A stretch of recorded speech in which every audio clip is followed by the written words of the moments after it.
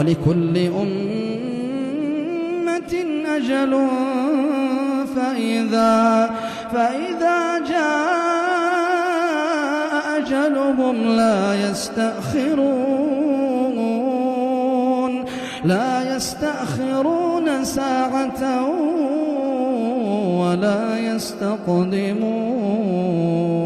نعم عباد الله، ومن مزيلات الغفلة ذكر الموت، وأما نسيان الموت عباد الله فهو سبب لغفلة القلوب. قال سعيد بن جبير: لو فارق ذكر الموت قلبي خشيت أن يفسد علي. يا عبد الله، إذا وجدت في نفسك غفلة فاحملها إلى المقابر، وذكرها قرب الرحيل، وذكرها قرب الوداع، وقرب ترك الزوجة والأهل والمتاع. وصية النبي صلى الله عليه وسلم: كنت نهيتكم عن زيارة القبور فزوروها فإنها تذكركم الآخرة.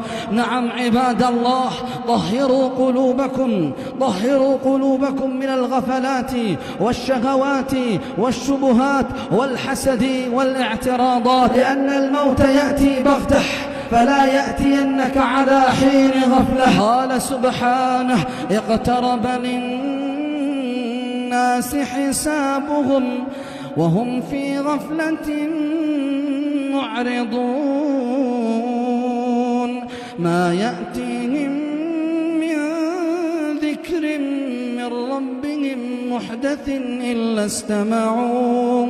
إلا استمعوه وهم يلعبون، لاهية قلوبهم.